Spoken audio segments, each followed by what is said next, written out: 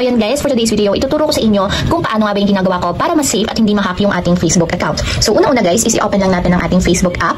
So make sure guys na updated yung ating application para may mga bagong features tayo na makikita dito sa ating Facebook. So mula dito sa homepage guys, itap nyo lang yung 3 horizontal lines na nandito sa may upper right corner or yung menu ng ating Facebook.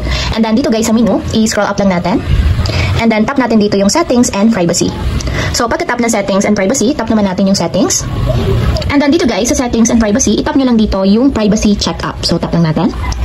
And then pagka-tap dito sa privacy checkup, itap nyo naman dito yung how to keep your account secure. So tap nyo lang. And after yan guys, ganito na yung lalabas. So ito yung tatlong topic na dapat aware kayo at alam niyo to make sure na hindi ma-hack ang ating account ng basta-basta. So yung pag-uusapan natin is about sa password, two-factor authentication, and then yung login alerts. So tap na natin guys yung continue para ma-explain ko sa inyo ano ba yung dapat natin gawin para mas secure ang ating Facebook account. So unang-una guys is sa password. So make sure na yung ating password is hindi madaling mahulaan. So wag na kayo maglalagay guys ng password na related sa birthday ninyo, sa phone number ninyo, or sa birthday ng kahit sino sa kamag-anak ninyo. Mas maganda guys kung mix siya ng letters and numbers na mayroong upper and lower case. So yung upper and lower case is yung small and capital letters. So dapat may ganon sa password ninyo para mas safe. And dapat guys, tatandaan nyo din yung password ninyo. So kung hindi strong or weak yung password ninyo, palitan nyo na agad siya guys para hindi siya madaling mahulaan ng kahit sino.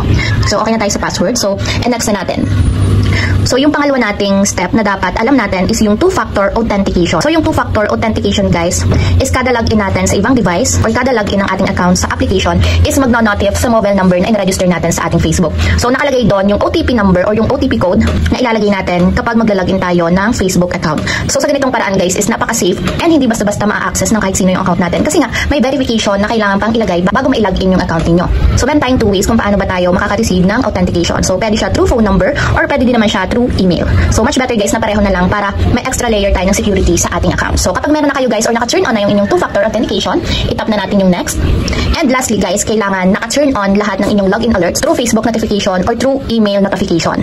So ang login alerts guys is once na may mag-access ng ating Facebook account is manonotif agad yung ating phone or yung ating pinakang main Facebook account may nagla-login or may nag-access ng ating account. So dun pa lang guys, makikita nyo na may nagtatry mang-hack ng ating account. So kapag ganun guys, na alam nyo may gusto mag-access ng inyong account, palitan nyo na agad yung inyong password and i-log out nyo yung account na yon sa inyong pinakang Facebook account. So madali lang naman siya guys i-log out, pumunta lang kayo sa settings and dun nyo makikita yung mga devices na ginagamit yung account niyo. So pag may nakita kayong devices, hindi kayo familiar, i-log out nyo na agad siya guys kasi possible na na-access siya ng ibang device or ng ibang tao nang hindi nyo alam. So importante talaga guys na naka-turn on yung inyong login alerts kasi mananotify kayo once na may nagla-login or may gustong mag-access ng inyong account. So ayan, tap na natin guys yung next.